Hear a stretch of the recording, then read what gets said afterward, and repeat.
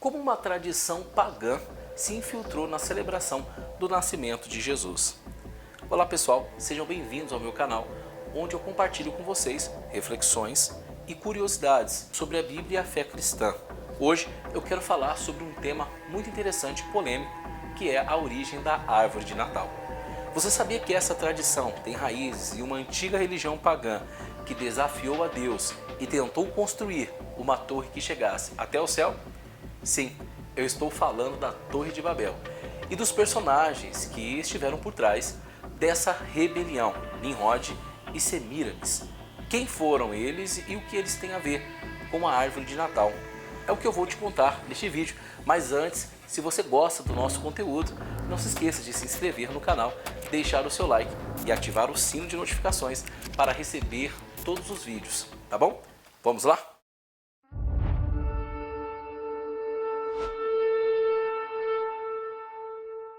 Nimrod foi um dos descendentes de Noé, filho de Cush, neto de Cã e bisneto de Noé. Ele é mencionado na Bíblia em Gênesis capítulo 10, do 8 ao 12, como um poderoso caçador e um grande líder.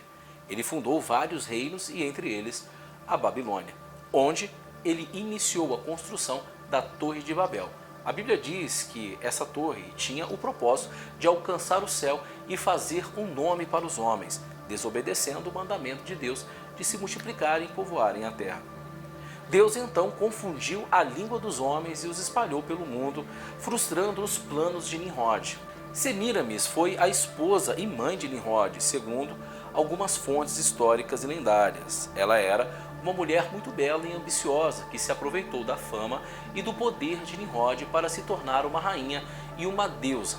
Ela inventou uma falsa religião baseada na adoração do sol e da lua e das estrelas, e se proclamou a rainha do céu, a mãe de Deus e a Virgem Imaculada. Ela também engravidou de outro homem e disse que o filho que nasceu era a reencarnação de Nimrod, que havia morrido. Esse filho se chamava Tammuz e era considerado o Deus Sol, o Salvador do mundo e o Filho de Deus. Essa religião se espalhou pelo mundo antigo e foi adotada por vários povos com nomes diferentes para os mesmos personagens. Por exemplo, os egípcios chamavam Semíramis de Ísis, Nimrod de Osíris e Tammuz de Horus. Os gregos chamavam Semíramis de Afrodite, Nimrod de Adonis e Tammuz de Eros. Os romanos chamavam Semíramis de Vênus, Nimrod de Baco e Tammuz de Cupido, e assim por diante. Mas o que isso tem a ver com a árvore de Natal? Bom, segundo alguns estudiosos, a árvore de Natal é um símbolo dessa religião pagã que representa o fado de Nimrod, o deus do sol. Você já ouviu falar dessas histórias? Elas não são muito confiáveis, pois não há evidências históricas ou bíblicas que a comprovem. Ela é baseada em uma interpretação alegórica de alguns textos antigos que misturam a mitologia e religião. Segundo essa história, Tammuz era o filho de Semíramis, a rainha da Babilônia, que também era sua esposa. Ele era adorado como deus da fertilidade e do sol, e a sua morte e ressurreição eram celebradas anualmente. Um dia ele foi morto por um javali, segundo a história, que foi ferido por sua presa. Seu corpo caiu sobre um pinheiro que absorveu seu sangue e sua vida.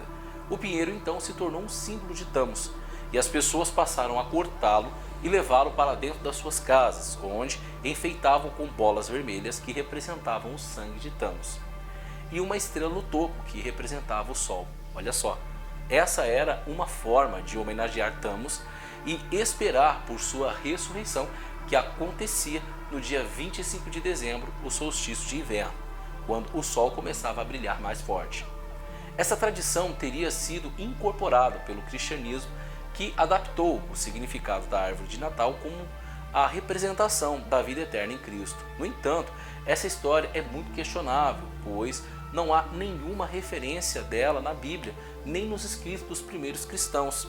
Além disso, há muitas contradições e inconsistência entre diferentes versões dessa história que viriam de acordo com a fonte da época.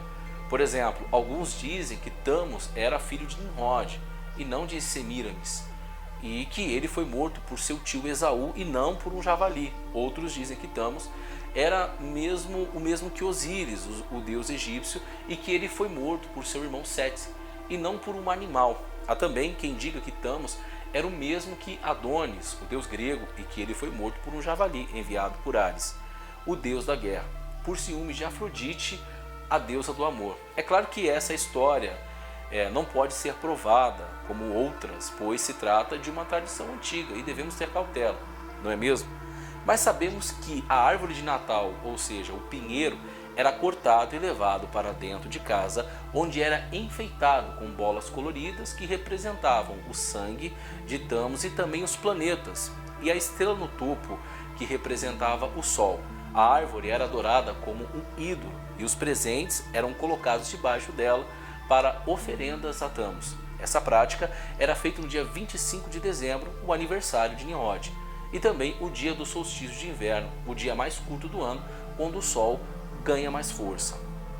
Essa tradição foi incorporada pelo Império Romano, que celebrava a festa de Saturnália em honra ao deus Saturno, ou deus da agricultura. Nessa festa, as pessoas trocavam presentes, acendiam velas, faziam banquetes e se entregavam a orgias. A Igreja Católica, que surgiu neste contexto, tentou cristianizar essas festas e transformou na celebração do nascimento de Jesus Cristo, o verdadeiro Filho de Deus. Porém, muitos elementos pagãos permaneceram, como a árvore de Natal, por exemplo, o Papai Noel, as guirlandas e também os enfeites, etc.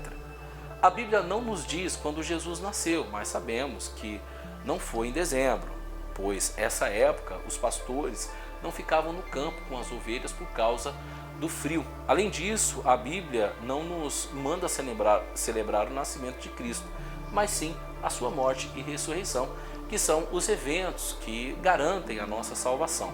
A Bíblia também nos alerta contra a idolatria e nos ensina a adorar somente a Deus em espírito e em verdade. Portanto, devemos ter muito cuidado, não é mesmo, com todas essas tradições humanas que podem, de fato, nos afastar da verdadeira fé.